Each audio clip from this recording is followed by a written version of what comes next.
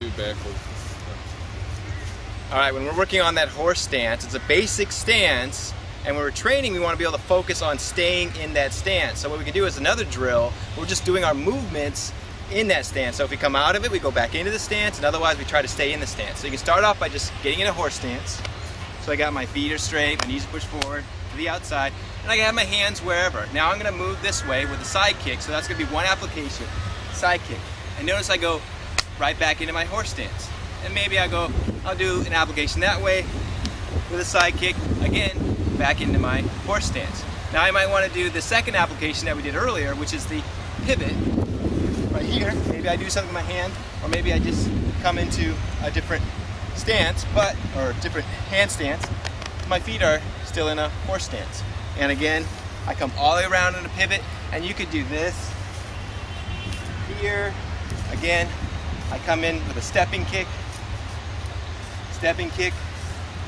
pivoting, pivoting.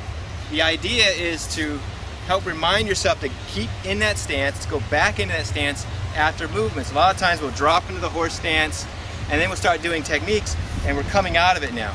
We're not in that lower center of gravity. Again, we're only doing this when we're focusing on the horse stance. So again, I start in a horse stance. Hands are up however I want. I'll do a pivot here. Notice I don't come up, but instead I stay down. Now maybe I'll do my side kick, again, back into horse stance. As opposed to side kick and standing up, I stay down. And if I catch myself, just drop down. I'll pivot. I'll be facing. I'll pivot all the way around, just my stance, and here, and go. Okay, so the first application is against a bear hug. We're just going to drop our weight as fast as we can into that horse stance. So it comes up from this side. I'm going to show it. As soon as I feel that grab, I'm going to lower my center of gravity by dropping the horse stance. So it comes around, and comes on the grab. I drop down.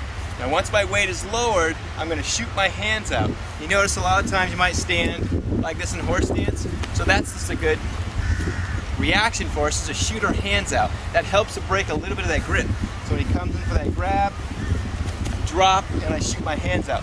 Now if he's really tight, I'm not going to get much out here. So I sit down on that thigh, boom, that's where the groin is. And then I shoot out. Then I have my hands. From here, I go into another horse stance. This horse stance is called a horse stance pivot, because I'm pivoting on this leg right here. It's a very basic application, horse stance pivot, and then I'm just going to do a knife hand strike here, an elbow up, and then a strike there to set myself up for the third application of a horse stance, which is just a side kick right there. Alright, what we're going to do is a few horse stance applications. We're going to combine them into a small form so that we can work on them, practicing. The first one we're going to do is what's called a horse stance drop, where we just drop, boom, right into the horse stance. The idea is that I'm letting all my weight fall, and I use this as a defense against a bear hug. So the application is defense against a bear hug.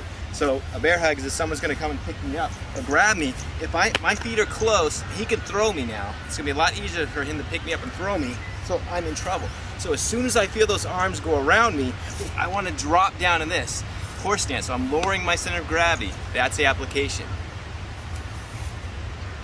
Go ahead and pause it.